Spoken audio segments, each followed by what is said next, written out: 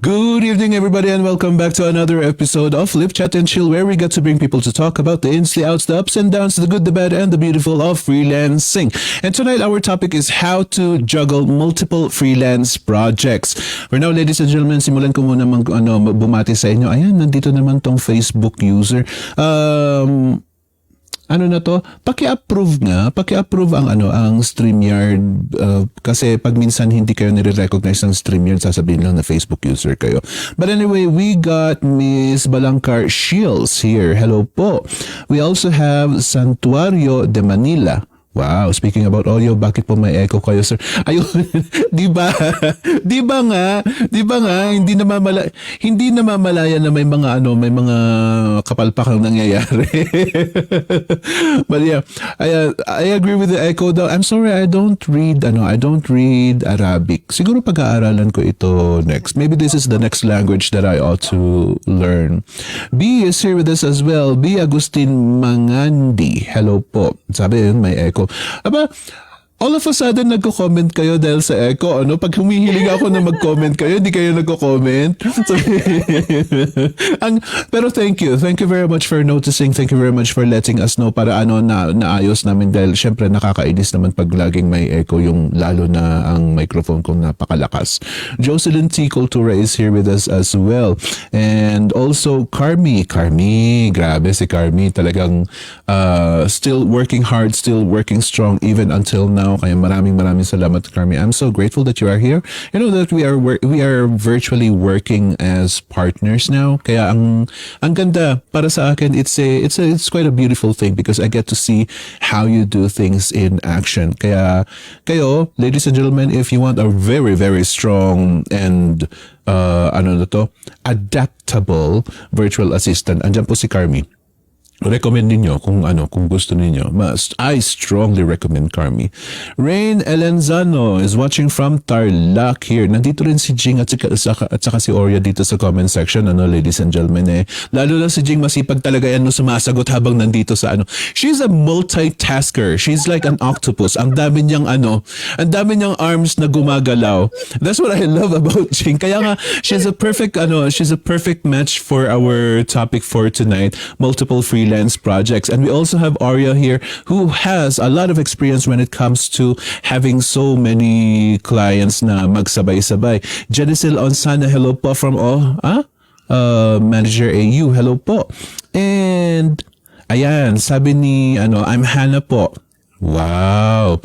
Happy to come across your page. Thank you very much, Hannah, for joining us. CP Cynthia, hello din po. Good evening. Just signed in. Ew, ang cute. I like it when there are new people coming here and checking us out. Tinitingnan nila kung anong meron ba dito.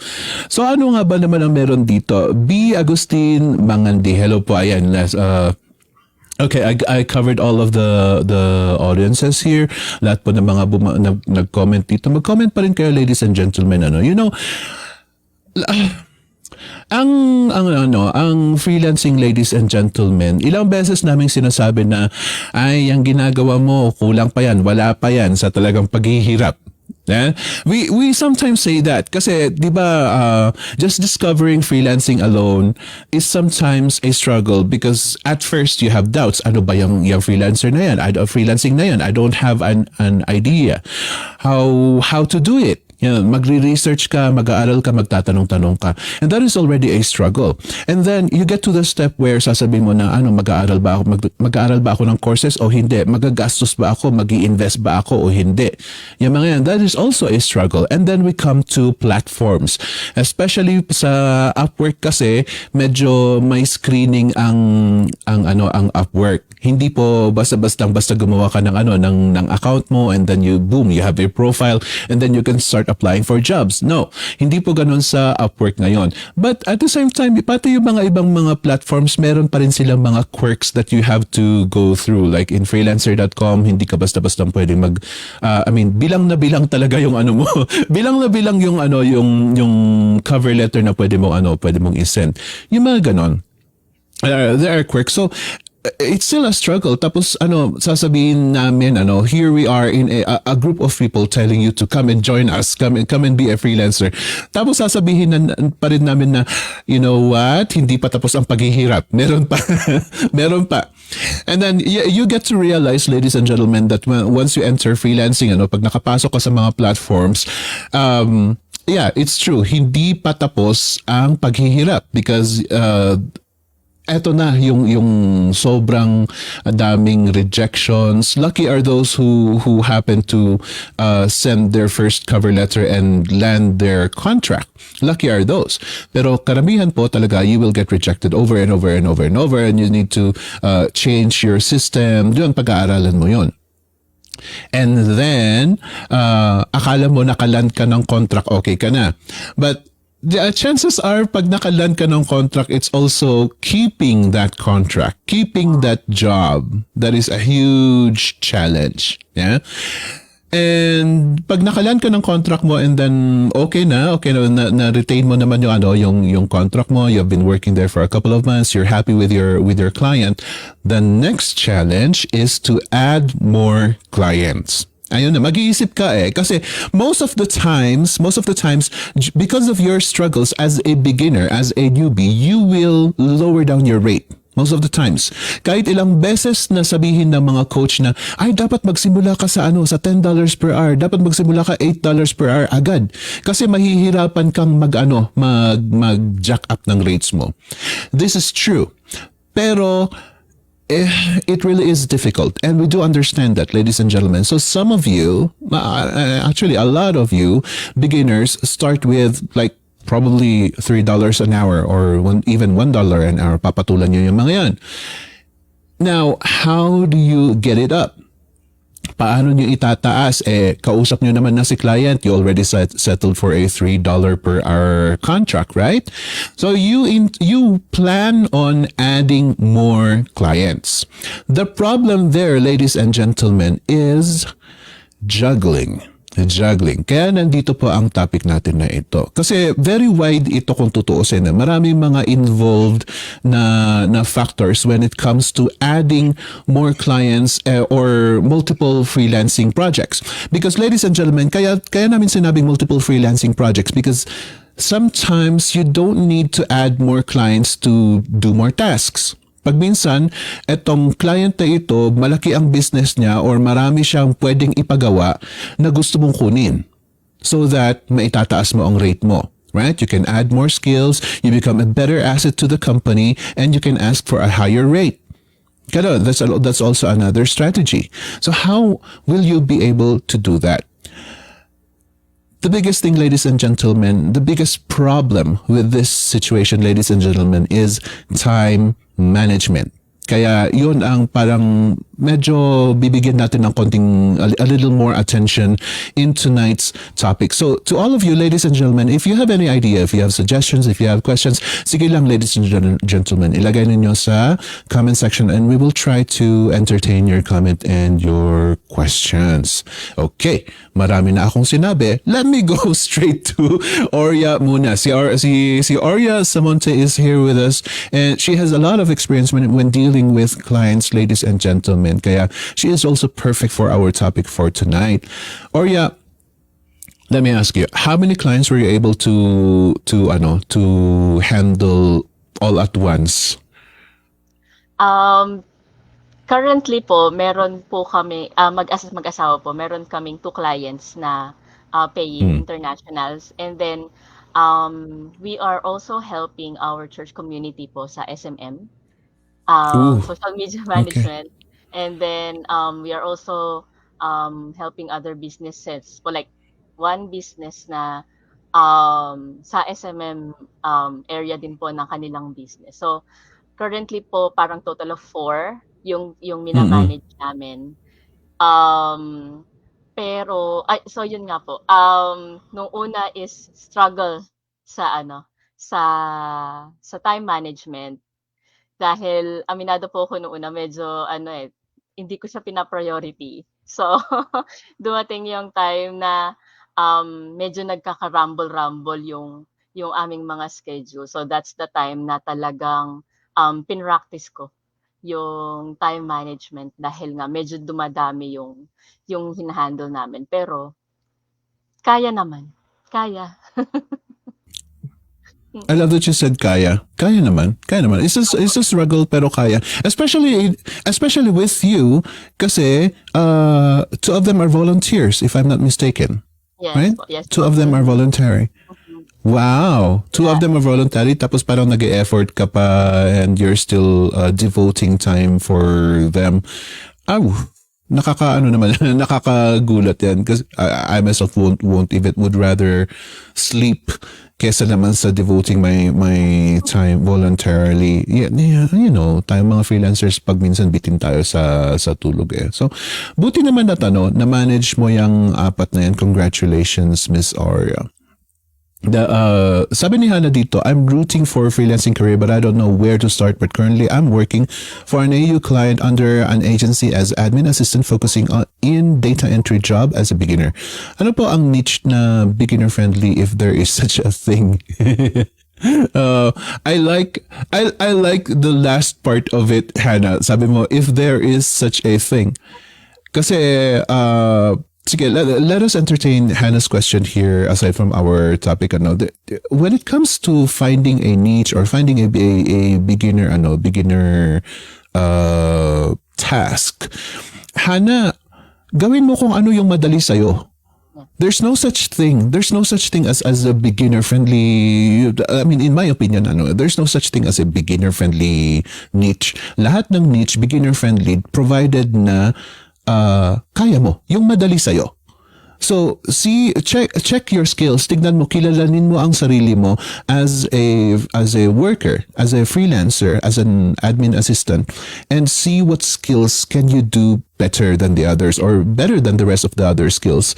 See what skills you are comfortable to work with, what tasks you are comfortable to work with, and yun na ang beginner friendly. Because no matter what we say, kahit sabihin namin data entry, let's say data entry ang most basic of the basic niches. Pag sasabihin namin ng ganun, it doesn't really work to people who cannot type that fast, who cannot copy paste that fast. Right? Kasi, di ba may kota-kota ang data entry. karamihan ng data entry, hindi lang simple copy-paste. May kota-kota yan.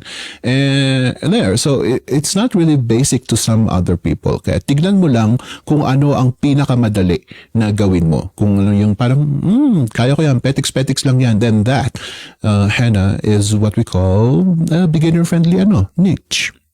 Go for it, Hannah. Study yourself, tignan mo, try to discover it by yourself and you'll be surprised. Baka hindi mo alam para sa'yo petiks-petiks lang pero para sa iba parang, wow, I'm so glad that you can do that. Idol! Sasabihin na nilang ganun sa'yo. You'll never know, right? Paul, are you okay there? Paul G? Yes, sir. Yeah. Happy to be here. Thank you so much. Medyo na-late kasi Buti naman. sobrang daming ginawa galing sa Yeah. event. Yeah, yun nga, how to juggle multiple projects nga ang usapan eh. So Yun nga. we really have to show them hands on what's happening. Dahil yan, ladies and gentlemen, pag minsan you come late, but you still have to, deadmahin na ng pagka-late. Basta gawin lang ang dapat gawin, ganun na lang. That's what we usually do especially when our hands are tied na hindi lang naman freelancing projects ang kumakain ng oras natin. We also have special events like if we happen to have a grand reunion, mga ganon, or family events na kailangan nating pumunta. Mga ganon, we have to live with the complications of our schedule kahit na sasabihin natin na we are well organized kasi life in itself is chaotic. Paul, para sa'yo, max na experience mo, max na number of clients that you were able to handle, how many? individually kasi I have agencies. So but I still still accept clients pa rin pero I pick clients. So hindi ko tinatanggap lahat ng mga clients na nag-i-inquire sa akin right now. But Mhm. when I was starting out, I, multiple clients siguro mga siguro I can juggle mga 3 to 5 at a Mm. time during those times. Before Over I had each. before I have an agency. So as a Wow, freelance, 3 to 4. I was kind of a generalist pa nung time na yun eh. So Mm, mm. iba-ibang niches, iba-ibang type of clients, and most of the things that I do mga graphic and design. Web and graphic designs pala. So kasama yung web development. I still say being a generalist, being a generalist is tough pag multiple clients ka. Yeah. Yan pa ang isa ladies and gentlemen sometimes we advise freelancers to niche down first. Mag-niche down muna kayo before na magdagdag kayo ng clients niyo. Sometimes we give that advice. Kasi nga, as a generalist, alam ito ni Paul, kasi as a generalist tapos multiple clients pa, ang dami, ang daming gagawin. Parang ano ba yan? Sang katutak you will manage almost the whole company kapag generalist ka kasi. You will do everything. Sa amin, if you want a more organized freelancing life, we prefer it if you niche down before you add more clients. This is still your choice ha, ladies and gentlemen. Kaya nga, that's why we invite people of different ranges kasi magkakaiba nga ang mga experiences namin and preferences namin. And if you happen to be able to handle, just like Paul here, if you happen to be an octopus na yun nga, ang dami mong galamay, ang dami mong magagawa, and then you are so flexible. If you happen to be that person, then go for it. If having multiple clients doing multiple tasks is something that excites you, then go for it. Yun nga Yan nga ang magic ng freelancing, ladies and gentlemen because you have a lot of control with regards to what you can actually do. This also addresses, where is that question? Nasaan na yan? Etong mahirap sa walang intern dito Ayun. Okay, sabi ni Marlon, I don't want to work in the evening for health reasons. Pwede bang maging freelancer ng 8 to 5 p.m.? You see, Marlon, si Paul dito, he was able to do a lot of things with multiple clients from at the beginning until he has an agency. It means to say that you have the freedom to control kung ano yung gusto mong schedule mo. Para sa akin, the best way to deal with this issue, Marlon, is to choose your client. Huwag kasing hayaan na yung client ang magdidikta ng schedule sa'yo. This is something that you can own, yung schedule mo. It's either you will filter out those job openings. Pag nakita mong must work from this to that time, then get rid of it. Parang, okay, next, ibang job opening naman. Or kung walang naka-indicate doon, pwede kang maki-negotiate naman doon sa potential client mo. During negotiation, you can tell them, I can do this, I can do that, I can do everything that you want me to do, provided that I will work at these times. Yeah, for health reasons. You can say that. And if the client says, no, I need you at these times, then it's up to you to decide whether you'd like to move on to the next potential client or ikaw ito mag-a-adjust. I strongly suggest na ipilit mo yung 8 a.m. to 5 p.m. na gusto mong schedule, because again, in freelancing, it's all about controlling your life, controlling your time. Kung wala kang control at ibibigay mo yung control na yan sa client mo, how much more sa mga darating na mga tasks na ibibigay niya sa'yo? Marlon, how would you be able to juggle multiple tasks kung wala kang control sa oras mo? So keep that in mind, Marlon. So there, I love Paul's experience there na generalist siya. Parang wow, nakakabilib. We have Jendel here. Jendel, hi. Hello, can you hear me clearly? Yes, we can. Baba, nasaan ka ngayon? I'm actually here at SM Aura. Was about to eat dinner. Ah, So, yes. Kahabol pa. ayan. Ayan nga, sabi nga, when it comes to juggling multiple projects, ladies and gentlemen, when it comes to juggling multiple tasks, we really have to um, compromise. We really have to compromise. Pag ganito, for example, ito, the flip chat and chill is more a casual conversation, right? If it's a casual conversation, then perhaps it's okay to do it while having dinner or do it having coffee, right? Ganun din, pati yung mga tasks ninyo. If you find a task that you think you can just petiks all the way, then yun, chansahan mo na while you're having lunch or while you're doing other stuff, maybe you're taking care of your babies, yun, piliin nyo na gawin yung mga tasks na pwedeng petiks. At least you still get paid and you still get to finish the task with a high quality pa rin.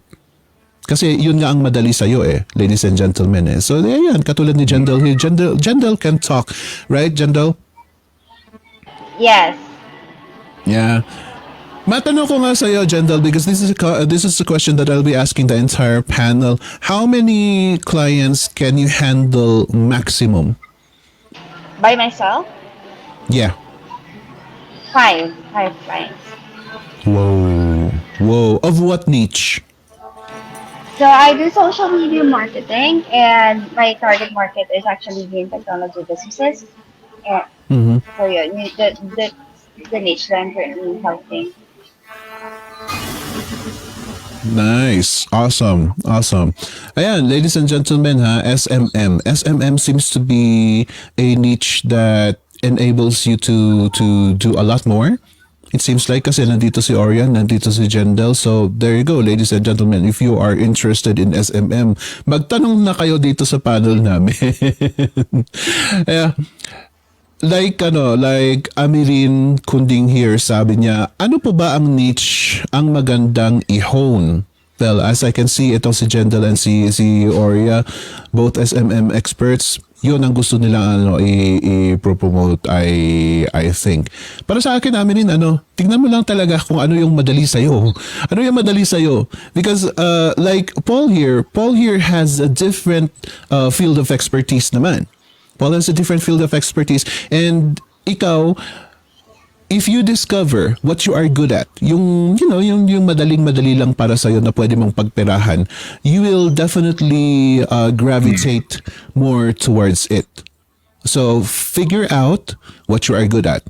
Tingnan mo kung pwede mong gamitin sa freelancing, and automatically you will make money out of it. And if you're passionate about it, kasi there is a tendency na magaling ka sa math pero galit na galit ka sa math. Ayaw na ayaw mo sa math. Right? There is a tendency na ganon. So, figure it out kung ano yung gusto mo, yung pagkagising mo sa umaga, you're really looking forward to doing it, then do that. If you are passionate about it, it will come to you. Aminin? Now, si Jing naman. So, dumami na tayo kaya medyo bibilisan ko ng konti. Si Jing naman. Jing, in your experience, what was the maximum number of clients that you handled all at the same time by yourself? 2. 2. Kasi Okay. laging nasasabay na may day job and then may client. Yun. So, hindi pa ganun karami.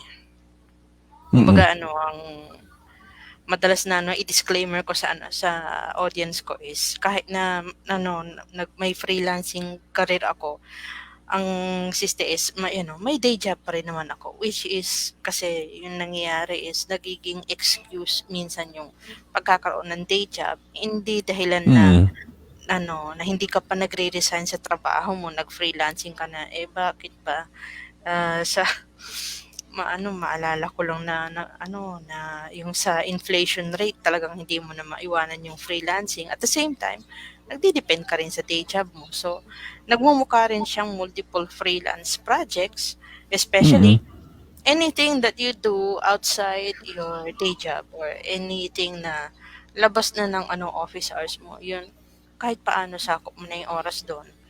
At saka yung sa kumbaga kahit paano natututo din ako ng time management kasi yung iba nga 'di ba project based or hourly based. So kung hourly based bibilangin mo talaga yung ilang oras ka nagtrabaho for this client, and then At the same time, bibilangin mo yung accomplishments per hour kung ano yung na-accomplish mo. Kasi yung isang natutunan ko sa webinar dati, webinar sa YouTube ko nakita na na hindi ito paramihan ng oras ng trabaho, paramihan dito ng accomplishment. Mm.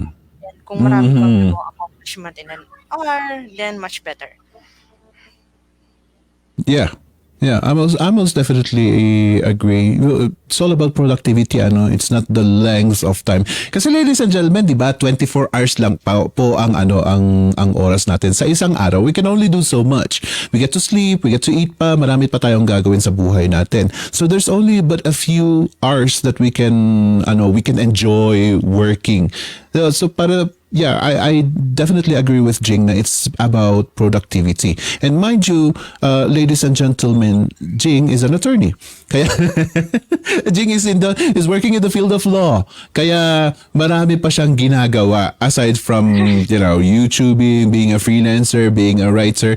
Ang dami niyang passion din. So, she is indulgent with her own passions. Kaya when it comes to clients, hindi naman paramihan ng client eh. As I said, when it comes to juggling multiple freelance projects, we also have to juggle with everything else in life, which leads me to another question. My question, Miss Oria, tatanungin ko nga sa entire panel din, ano ba ang pipiliin ninyo? When it comes to juggling, managing your entire life as a freelancer, are you the type of freelancer who segregates some time in your day for work? Or are you the type of freelancer who would like to incorporate your work with your life? Ganun ba kayo? But before I go to the panel, gusto kong I would like to recognize these comments by Johnny ML. Sabi niya, get organized, batch your work, be realistic about deadlines, and keep an eye on opportunity costs. I love that. Lalo na si number 3. Number 3 is one of my favorites. Be realistic about your deadlines kasi deadlines is quite important pagdating sa clients natin. Sa ating mga Pilipino, mahilig tayo sa Filipino time. Kaya okay lang na late, but to our clients, ladies and gentlemen, hindi pwede. So I love this big number 3, being realistic about our deadlines. Thank you very much for this comment, Johnny ML. Hello. And also, there's another comment here. Siya pa rin. Sabi niya, work one task at a time and do your best. Then once you're done with those specific tasks, move on to another job. Very good. Very good. And there's a question here by Sheila. Sabi niya, pag SMM po ba, need talaga management and marketing? Let me ask Jendel. Jendel, pag SMM daw ba, need ba talaga ng management and marketing? No, so it's actually two different role na. When it comes to social media management, it literal na magpo-post ka lang talaga. There's no strategy behind it. It's more on the admin task. But when we say marketing, that's when you strategize. Plus, that's when you may may lead generation ng kasama. So it's up to you whether you do it organically or paid ads. So that's how we do it. So ikaw, if you're wondering saan ka mag-start, if you're just starting, I suggest mag-management ka lang muna. Get the hang of it and see how you go. Tapos kapag medyo alam mo na or gamay mo na yung gagawin, then deep dive into the marketing part kasi that's nearer to the revenue line and that will help you to charge more. So, ayun. Ooh, good advice. Great advice. Thank you very much for that question, Sheila. I love what Miss Chandel said there. Ayan, ako kasi I don't really touch SMM. Kasi SMM is to me parang it's one of my kryptonite. Kaya parang no, ayoko ng SMM. But I love the strategy there. Start with management first. Kasi at least you get to develop your skills there. And then marketing, because that's where you get more money. So there you go. Okay, so my question to the panel is, are you the kind who incorporate work to your life or are you the kind who want to separate? Like, magde-devote ba kayo ng 8 hours a day for working or would you rather work habang nag-aaruga ng baby, habang hinahatid yung anak natin sa school, yung mga ganun. Are we that type of freelancer? And what do you think is the advantage why you are doing such? Let me start with Miss Oria. Ako po personally, nasanay ko na yung sarili ko na incorporating yung daily lifestyle sa work. So, I'm making sure na I'm allotting up to maximum 8 hours per day for work. Regardless kung hanggang anong oras ako abutin, basta 8 hours, ilalaan ko siya sa work, sa volunteer works, sa mga pro bono jobs, and sa paying clients.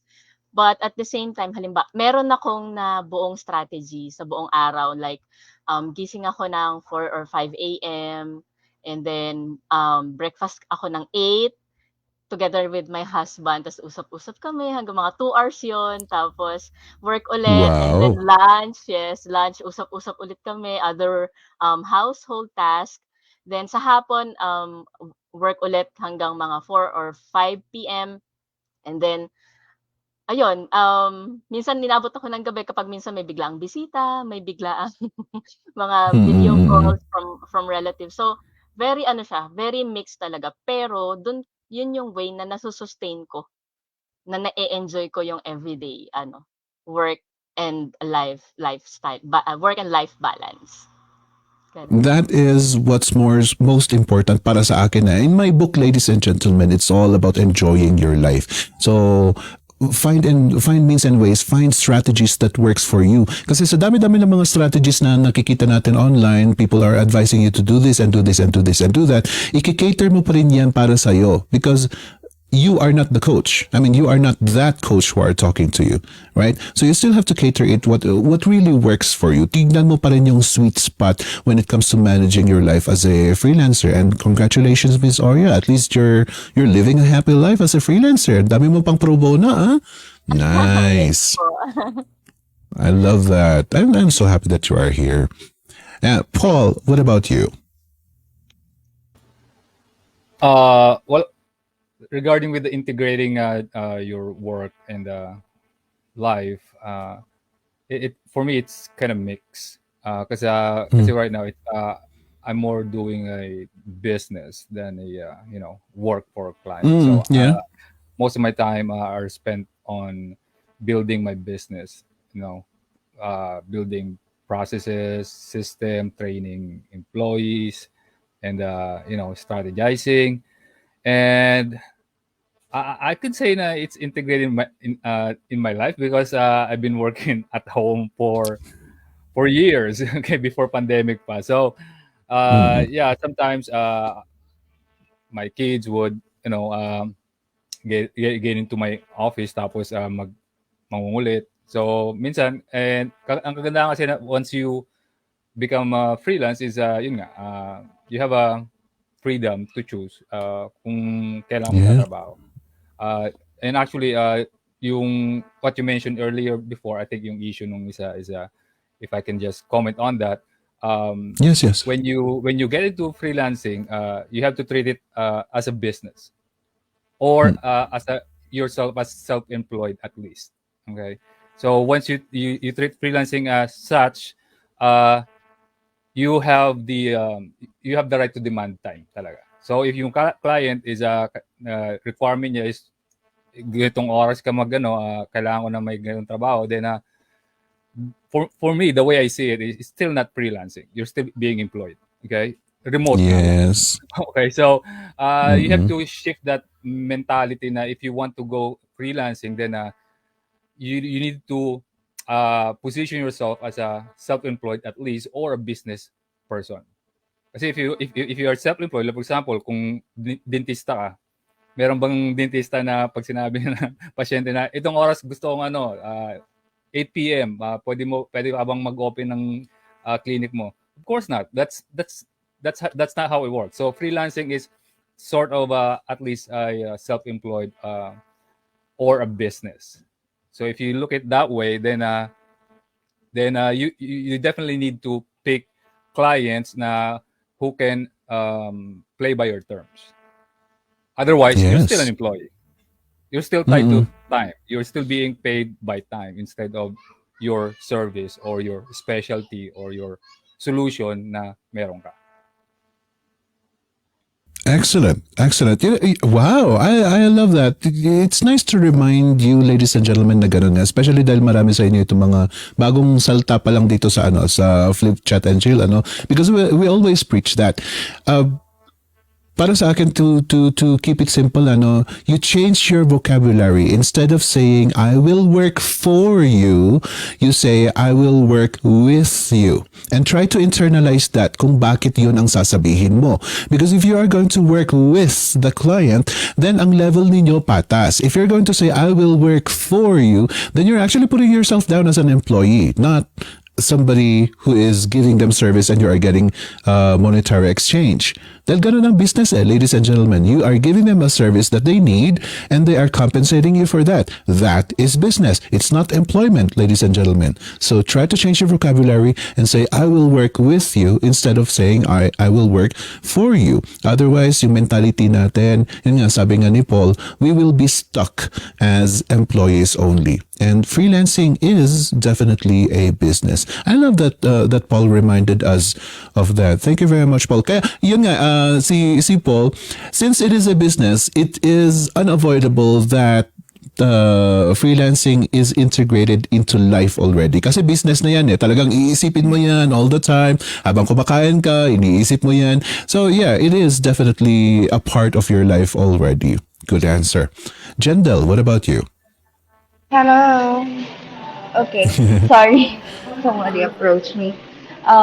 It's okay. Actually, I'd like, I'm more I already built my own routine, my own daily routine. So as like everybody else here, I guess, I'm single. So compared to them, I don't have to, think of kids or my Mm, family. I also do have mhm, an apartment that I rent. So it's like my home office because during the weekends I go to my parents' house. But the way I plan my day is that I have a schedule where I will just work, I block it, and then a schedule me time every day. Because as a social media person, it's very challenging because I'm also social media savvy myself.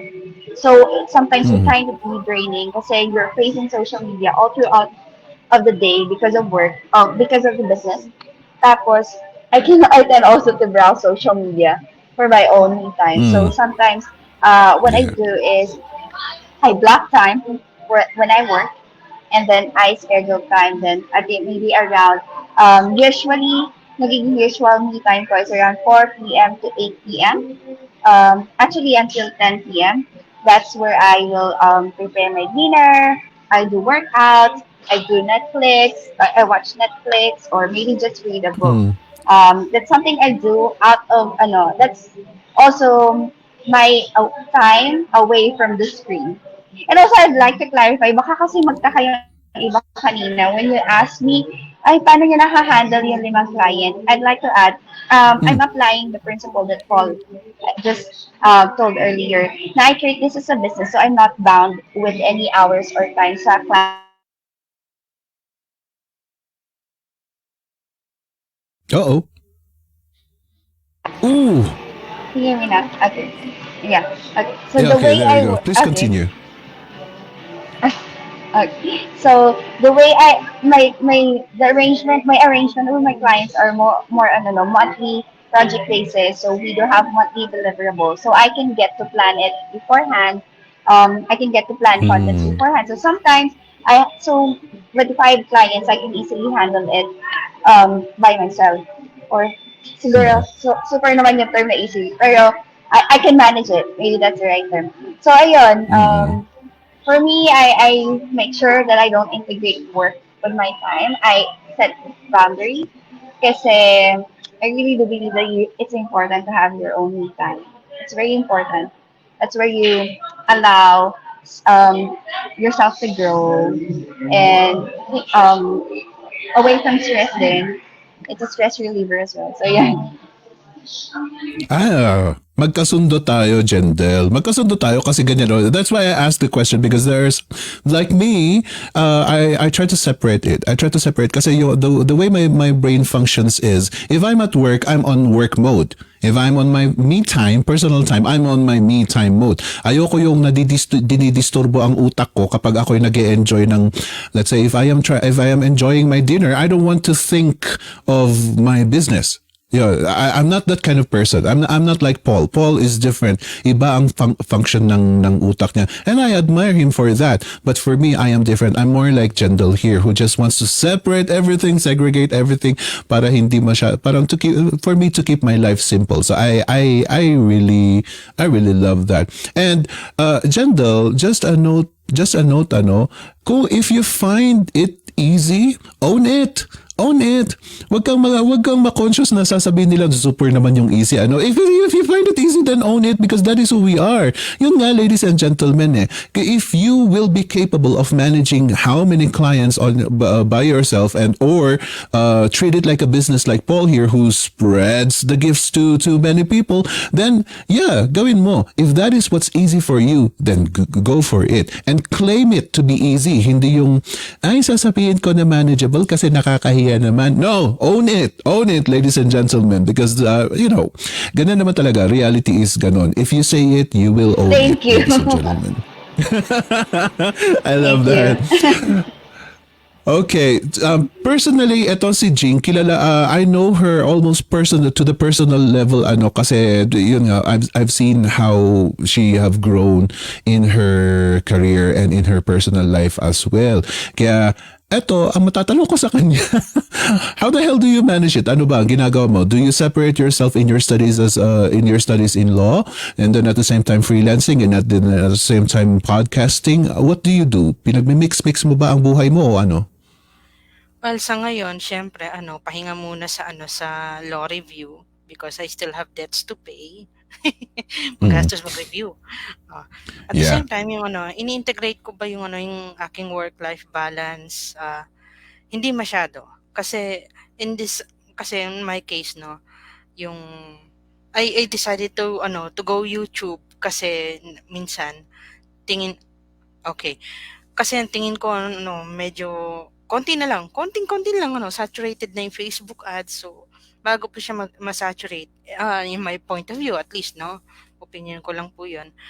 Na dito na ako sa YouTube since kaya ko naman mag-edit ng videos ko, tapos interested naman ako dito sa mga topics ko.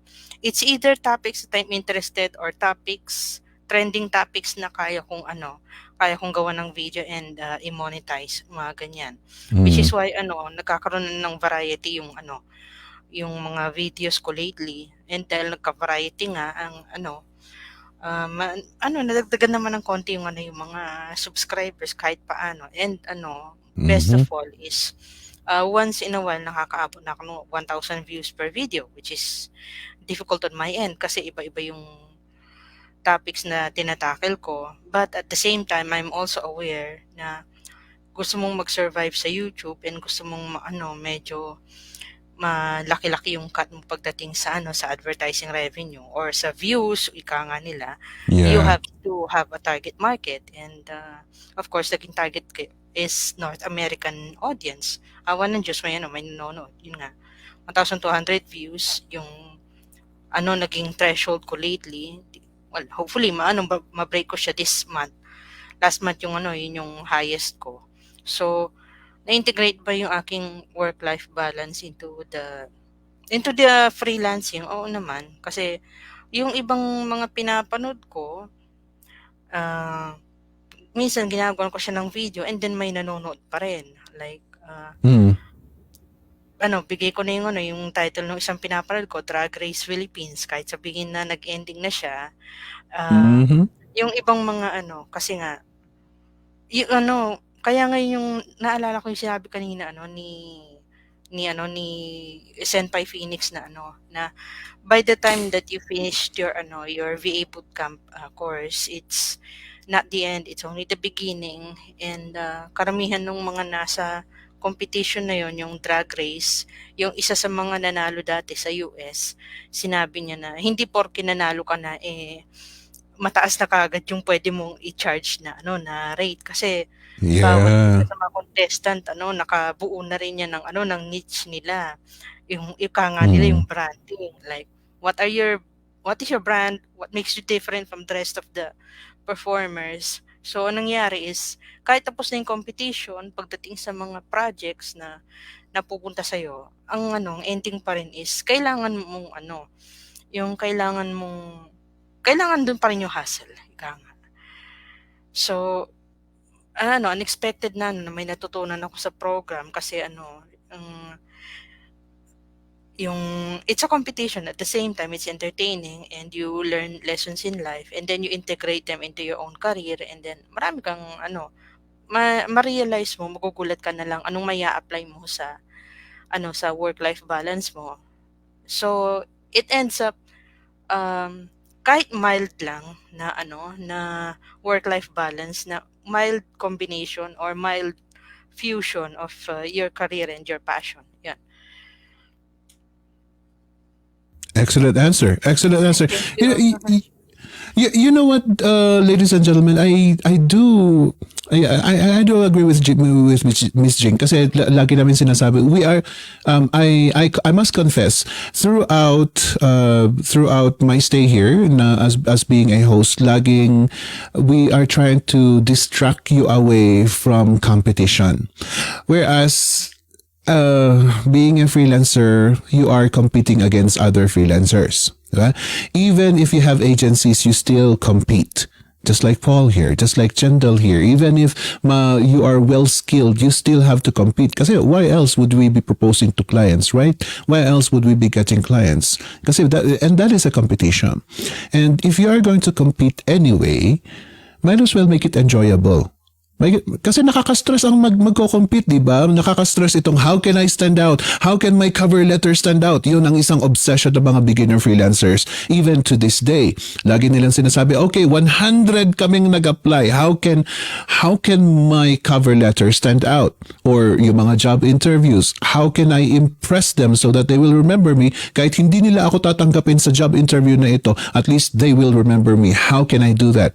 We always compete, ladies and gentlemen. Kung ganun din lang naman, kasi tinatanong ninyo, ano ba ang dapat kong kunin? Ano ba ang dapat kong niche? Ano ba ang dapat kong i-hone? Yung mga yun, para sa akin, if you are going to compete anyway, compete in the terms where you are going to enjoy the competition.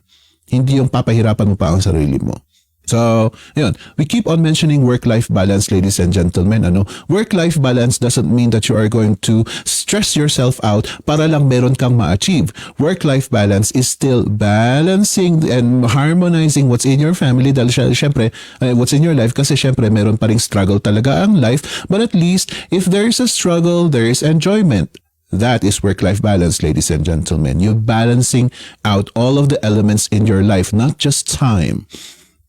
Okay, nandiyan na tayo sa we've shared our opinions about this topic, but after this segment, ladies and gentlemen, I will ask the panel kung ano ang sagot nila, ano ang personal na sagot nila dito sa topic natin, how to juggle multiple freelance projects. So I hope that you get ready for that panel. Meanwhile, let me just give you some reminders, ladies and gentlemen, kasi syempre kasama naman yan sa natin, sa program natin. I will also give time for the rest of the panel to share what they want to share to us, ladies and gentlemen. If you are interested, then go ahead and take a look at them. For now, ako muna. It's my turn. Announcements. Next Wednesday, sorry for that. Ex-BPO worker now enjoys time, freedom, and unlimited earnings through freelancing. This is an interview with Miss Lizelda Dularza. Coming on November 9. Thank you very much po at 7:30 p.m. ang pinili mo. Miss Lizelda, hindi ako magpupuyat. But there you go, ladies and gentlemen. I hope that I get to see you. Kaya mga viewers ngayon dito, I hope that I get to see you also on Wednesday. Next week, starting your freelance business on a budget. Ito, matinding topic din ito, ladies and gentlemen, because syempre, wala nga tayong pera, kaya nga tayo mag-freelance, diba? Tapos kailangan pa nating maggastos. So we are going to discuss this, starting your freelance business on a budget, coming on November 14 at 6 p.m. Come and join us again, ladies and gentlemen. And yun nga, we have our year-end sale until December 31. Tignan niyo kung ano ang price changes natin dito. For our skills package, na 990 pesos na lang ang skills package namin. For our accelerated package naman is 5,990. And for our complete package is 12,990. You know what, ladies and gentlemen? Yung mga inaantay ninyo ng mga sale, Eto na po. Eto na po. Kaya in-extend na namin hanggang December 31 kasi eto na po ang ang inaantay ninyo. So grab it. If you have the budget, get the complete package. If you want to start with the skills package, it is fine. Basta ang importante, you invest on yourself. Sabi ni Jeba, thankful ako sa VA Bootcamp and VAB Mates sa guidance sa mga aspiring freelancers and newbies like me. It's all worth it, lalo na sa mga nag-uumpisa ang nagbibuild ng portfolio. Very helpful talaga. Thank you very much for that, Miss Jeba. Helen also says, less than 2 months later, I enrolled in VA Bootcamp and not even finishing all of the courses, I am blessed to finally land my first ever formal client in Upwork. Yay! Very good, Miss Helen. And Priscilla says, after 2 weeks, I was able to land my first Upwork job. I can't contain my happiness. Thank you, VA Bootcamp, for all the learning experience. Congratulations, Miss Priscilla, and more to come your way. More to come your way pa. Again, let me remind you, ladies and gentlemen, na hindi lang po packages ang meron sa amin. We also have the individual courses here. Courses at 1,490 are Better English for Online Success and Getting Started with Blogging. All the rest of the courses listed here are priced at 2,990. Check them out at vabootcamp.ph/shop. And bakit nag-freeze? There. Next level freelancing courses. This is an option for you, ladies and gentlemen, kung hindi nyo kinuha ang complete package. But if you took the complete package, kasama na po ito. Courses at 2,990, creating an irrefusable offer, obtaining high-value clients, and starting a freelance agency. Check them out at vabootcamp.ph/shop.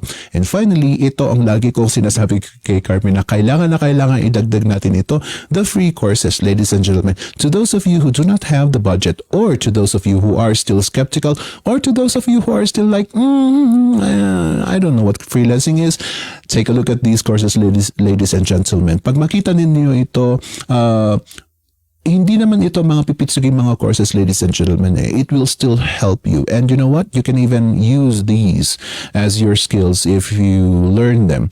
Pwede na kayong sumabak sa mga platforms kung gusto din nyo.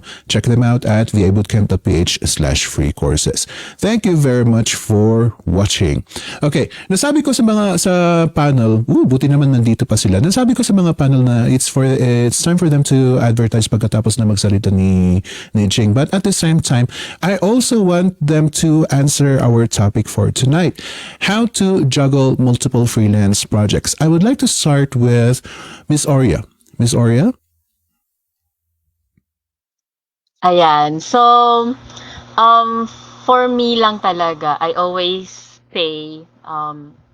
say practical practical things, practical suggestions. So for me to juggle multiple freelance projects, sabi nyo nga kanina, not necessary multiple clients but multiple project, meaning different tasks at the same time. So, ayan, so bukod sa time management, which we already know naman po and we are already practicing, for me, I always say na always see to it that you give your body and yourself a good rest. So, good rest means halimbawa you're working the whole weekdays and meron kang medyo me time ng Saturday and then nag-church ka ng Sunday. Half the Sunday I'm giving myself a full rest. Parang yun yung time ko sa pagre-recharge. Or full rest, or you watch Netflix kung yun yung mas relax sa'yo, you eat good food, 'di ba, sa bahay. Because I'm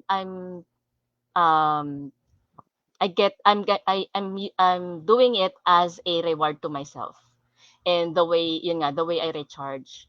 So, kasi hindi ko as an investment din for myself. Hindi ko siya tinitake as sayang na time, kundi yun yung time ko to recharge myself para pag nag-work ako ulit, mas productive. It will help you be more productive kasi dati kasi talagang ginajuggle ko siya, talagang sinasagad ko yung yung time ko, yung energy ko sa work, and then to cope up with life balance nga na sinasabi ko, 'di ba? So, yes ako sa mga sa work, yes ako sa gala, ganyan. Kala ko kasi yun yung work life or business life balance dati. So, nung humingi yung katawan ko ng rest, or nagkasakit ako, 'di ba? Mas madami yung nawala. Mm-mm. So, instead of um, have a full or more rest dahil may sakit ka, what if give yourself the rest it needs weekly, ganyan, 'di ba? Para hindi siya yung bigla-biglang hihingi ng rest. Kasi 'di ba lagi Yeah. nga pong sinasabi sa'tin na kapag humingi yung rest yung katawan mo, makinig ka sa katawan mo. So, Mm-mm. yun po talaga for me. I love that. I love that answer. Wag niyo antayin. Wag niyo antayin na si katawan ang magsasabing, "Hoy, mag-rest na ako. Ayoko na." Wag niyo antayin, ladies and gentlemen. Miss Oreo, thank you very much for that. Is there anything you'd like to advertise or meron kang i-shout out? Yan, shout out po sa husband ko ulit nandiyan sa baba. Always supporting, Yes. ganyan. And nakakatuwa po Sir Phoenix, naalala ko yung last time na in-encourage nyo kami na 'di ba, na parang sige i-ano mo yung i-encourage mo yung husband mo, encourage mo yung friends mo, yung family to freelancing. So, alam niyo Mm-mm. nag-manifest siya. Ngayon ang dami naming nasu-support or nagbibigay kami ng time to really share the knowledge for Mm-mm. SMM sa aming kamag-anak, sa mga friends. 'Yan si Mm-mm. husband ano na siya na yung aming ano, sa graphics designing. So, Mm-mm. talagang, magkatulong na kami. And then ayun nga, lahat ng mga practical things na, share dito sa Flip Chat and Chill na alam namin na ito kasi yung mga na-e-experience na natin. So, we can really use these skills para sa ating mga viewers. So, yun. Thank you po. I love Yun that. lang muna. I love that you're spreading it. I really love that you're spreading it. You know, ladies and gentlemen, pag minsan ang pag-aasenso, inuuna natin ang sarili natin, and the next sinusunod natin yung pamilya natin. But with the abundance that freelancing gives you, you start to spread it elsewhere, to your neighbors, to anybody who wants or needs help, you will help. Magiging generous ka, ladies and gentlemen, because you want them to live the life that you are living also right now. Kaya yan, sige, magpursige lang kayo, succeed, and then share the blessings, ladies and gentlemen. Thank you very much, Miss Oria, and I'm so glad that you are here again. Next would be Miss Jing. There's a reason kung bakit last itong dalawang si Paul at saka si Jindal. There's a reason kung bakit sila ang ipanghuhuli ko. Miss Jing, what about you? What's your answer to our topic for tonight, and is there anything you'd like to advertise at saka shout out na rin? Ay, yung nag-shoutout lang ako, tinesting ko lang kung kaya yung shoutout since pagdating sa mga bagay na gusto mong matutunan, kailangan mo talaga ng mentor. Of course, maghanap ka ng mentor, ayan, manood ka ng Flip Chat and Chill, and then pili ka dyan sa 5, gusto mong mag-mentor sa'yo. Okay. As for the question, how to juggle multiple freelance projects, yun ba yung tanong? Yeah. Okay. How to juggle multiple freelance projects is, una, alamin mo ilan yung kaya mo. Pangalawa, syempre, you set expectations for the client na okay. Ito yung number of hours na kaya kong magtrabaho sa'yo. Ito yung ma-deliver kong results per hour. Ito yung mga updates na matatanggap mo sa akin every 30 minutes since kung hindi mo naman kaya ng per hour. And then, kahit paano, yung pag natapos yung project, you under-promised and you over-delivered. Pag hindi ka pa nakaulit ng project nun, ewan ko na lang. And of course, yun yung nakaka-encourage din ng referrals at the same time.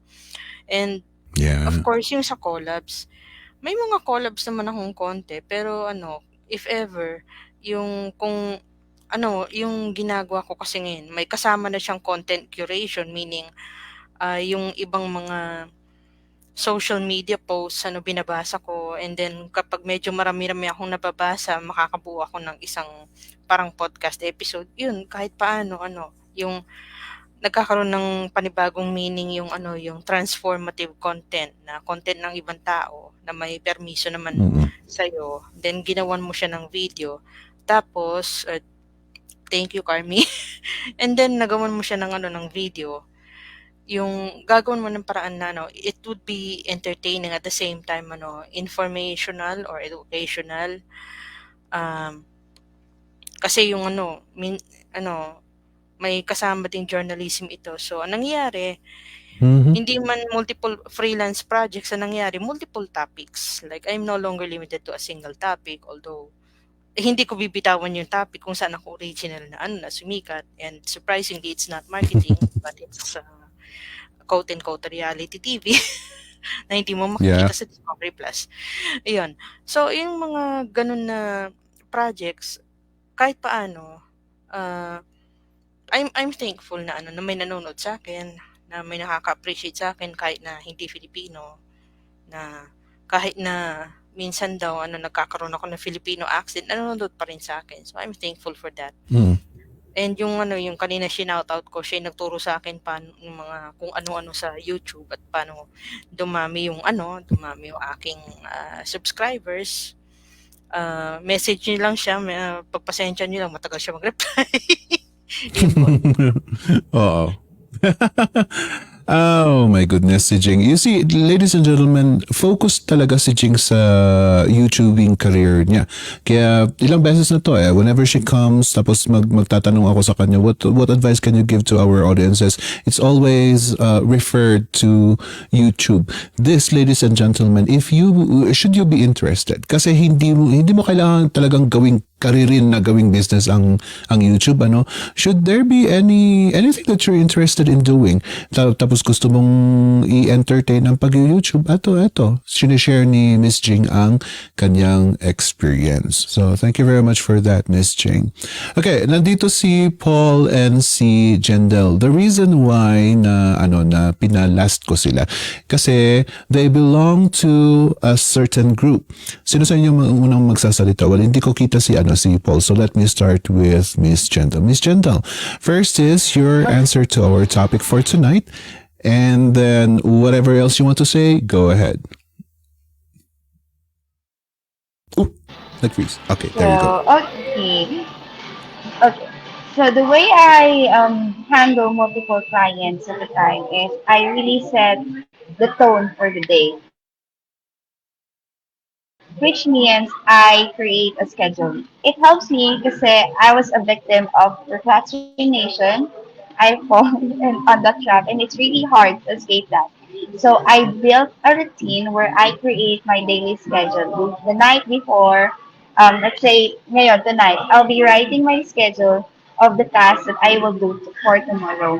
I'll measure it. I'll think what's urgent, what's important, and what's important but not yet urgent, and what's not important but already urgent. So I have to list it down in order for me to set the priorities and make sure that I will be able to, to send all the deliverables on time. Kasi it's ako, I really value the quality of my work, and I want to make sure that whatever time I promise to my client, I'll be able to meet it. Kasi it's building trust talaga.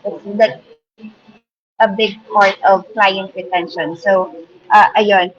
When I create a schedule, I know when is the exact time I'm going to start working and the exact time that I'm going to sleep. Wala akong karapatang gawin yung mga bagay na hindi kasali doon. Unless otherwise, there are really emergencies or which is normal kasi life happens.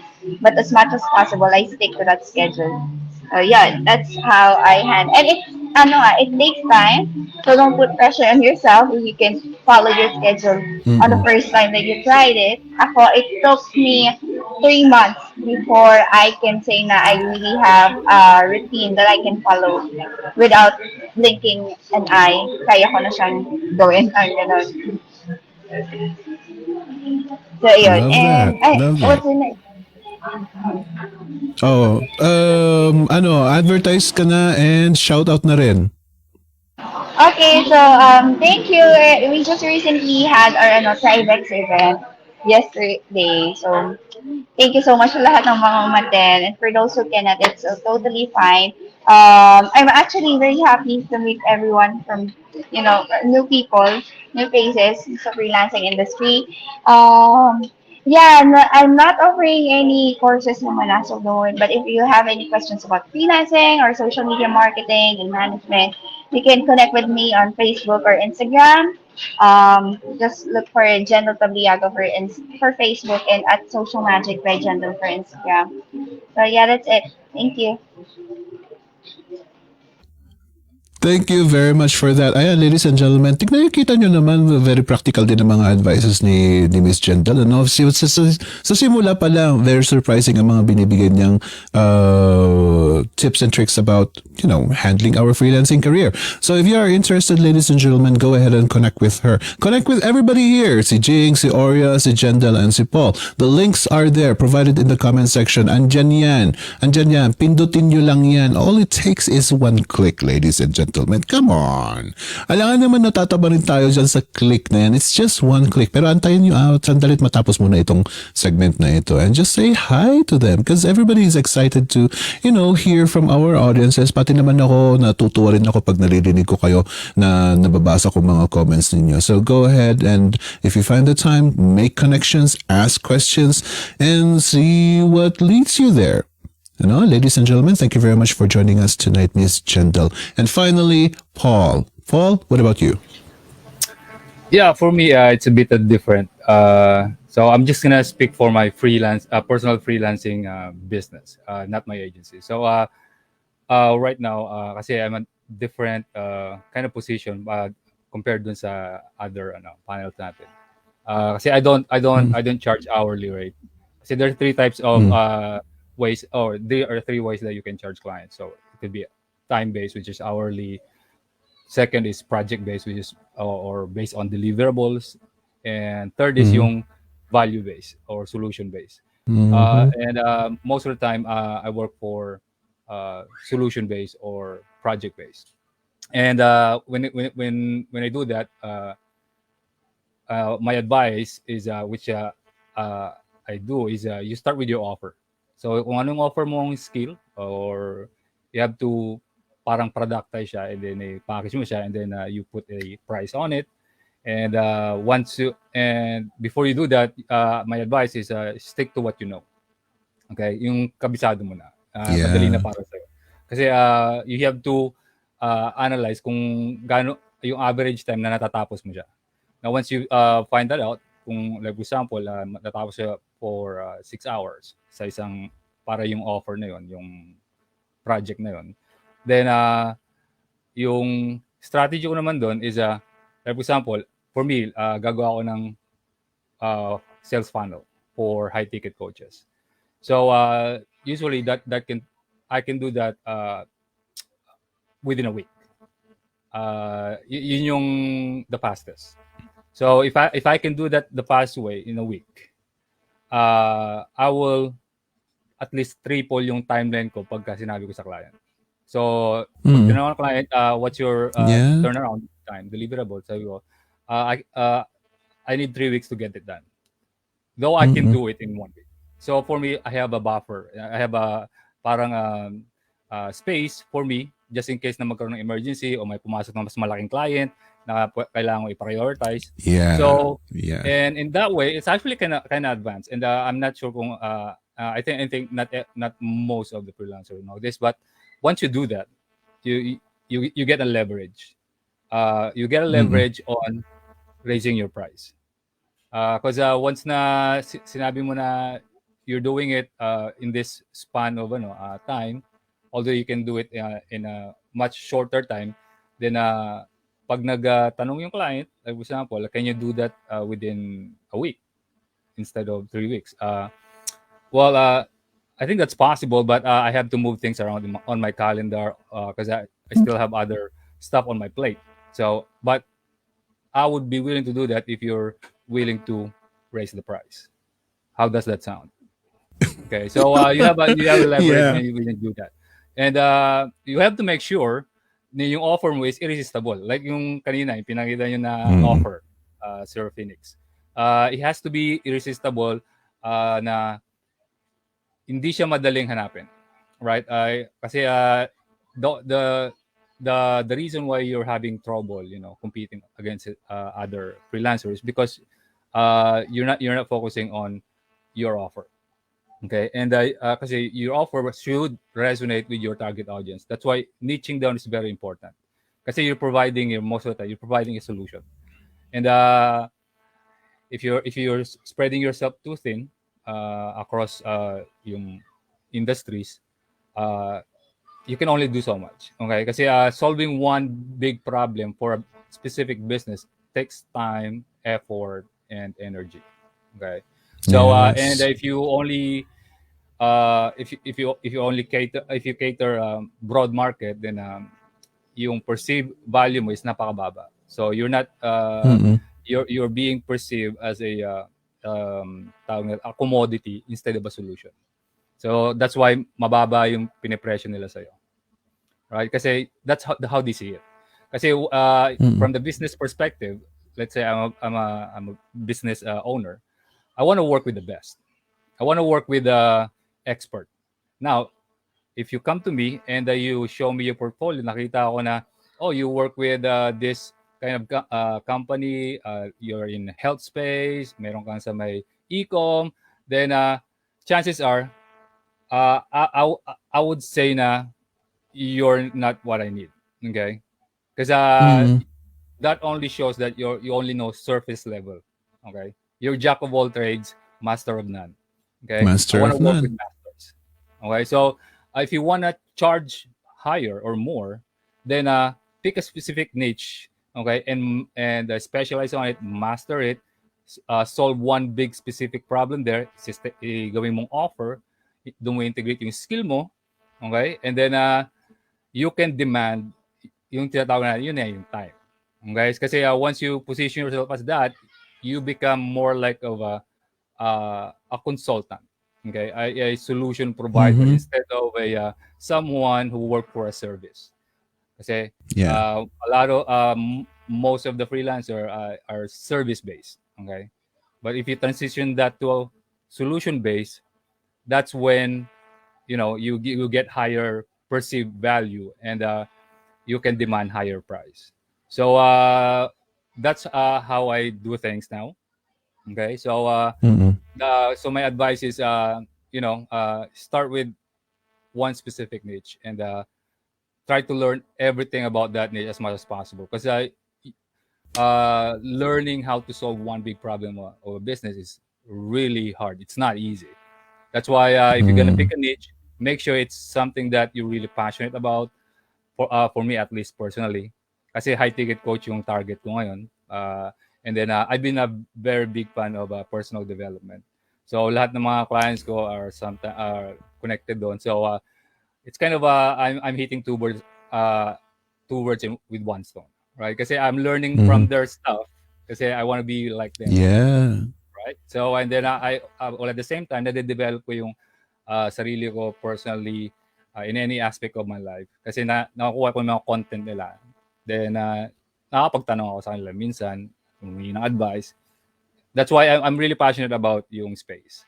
And I'm willing to learn more about that. Kasi for me, the goal there is you need to know their business more than they do.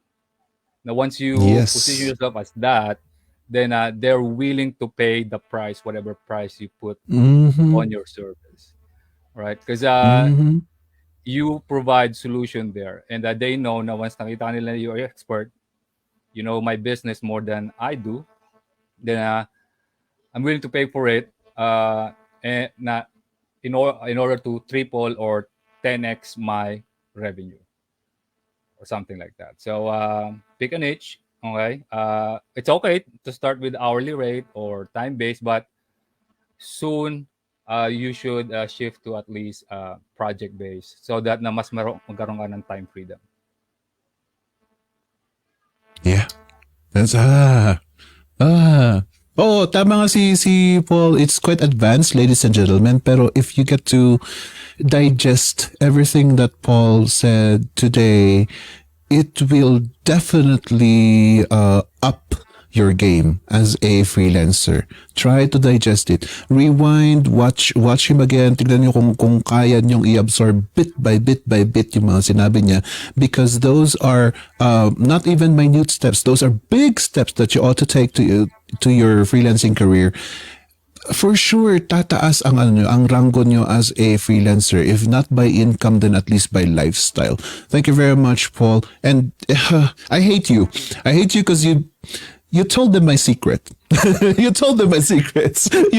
I hate you. I love giving away my And- secrets. ayoko because that's what makes me. Okay? But you've told them, and yes, I most definitely agree. It worked for me, ladies and gentlemen. Kaya I can attest to that, especially yung the deadline part where lumagpas ka to give you more time for yourself and for, higher paying clients. Yeah, tapos kung gusto nilang mai-prioritize sila, then jack it up, jack your rate up. I hate you, Paul. But anyway, is there anything you'd like to advertise or meron kang i-shout out for tonight? Siguro connect na lang. Wala pa akong course ngayon, but I will have a upcoming online program for creative designers.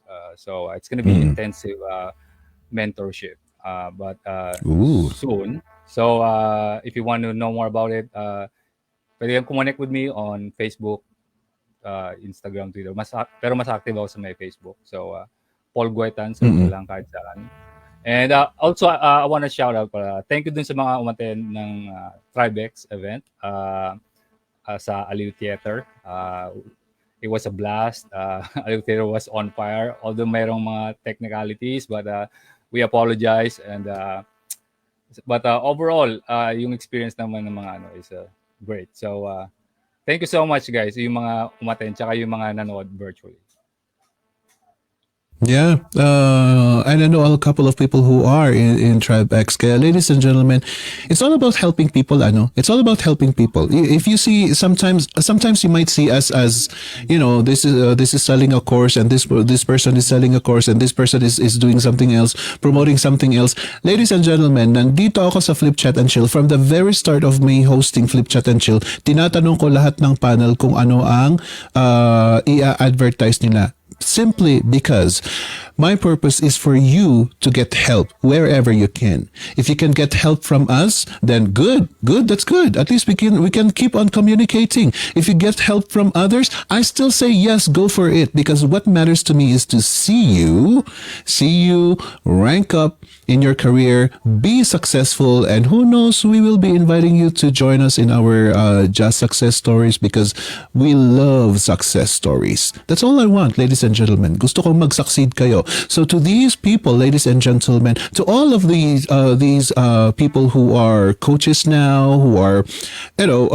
also advertising their products, I don't really see them as competition. I see them as compliment. Kasi kung hindi nyo kami bagay, who knows kung bagay nyo si Jendel, who knows kung bagay nyo si Paul, kung hindi nyo bagay sila, who knows, nandito naman si Orion, nandito naman si Jing.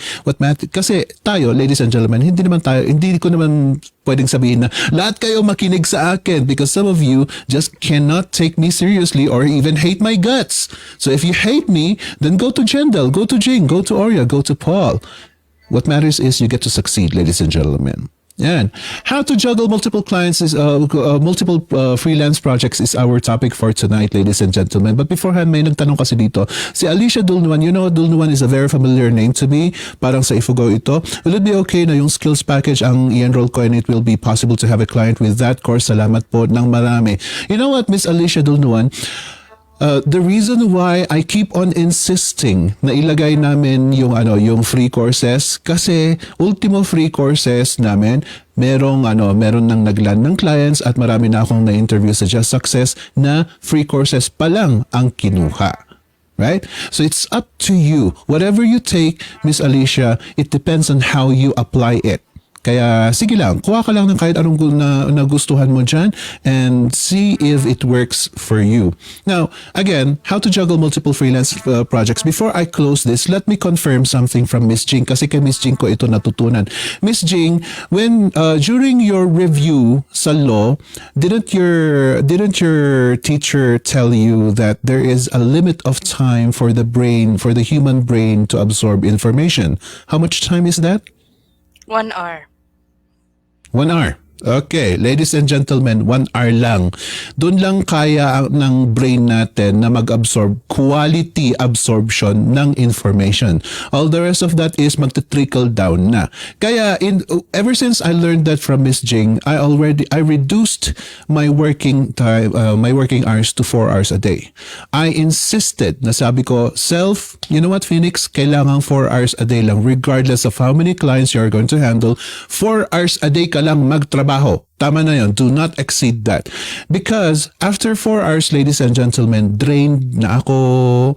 Magiging mababawasan na ng quality ang trabaho ko. So I insisted that whatever I do, however many clients I can handle at that day, 4 hours lang talaga, because my brain can only absorb that much information and I can only handle that many tasks at the time. Nasa sa inyo yan if you want to do that as well. Basta ako, importante 4 hours lang, and the rest is I am going to enjoy my life. Kasi yun nga ladies and gentlemen, I want you to be happy with your career, with your chosen career. Sa lawak ng freelancing, marami kang pwedeng gawin. You might as well choose something that will help you improve your life by enjoying what you do and enjoying the rest of your time. Right? Thank you very much everybody for joining us, and I hope to see you again next time. Bye-bye.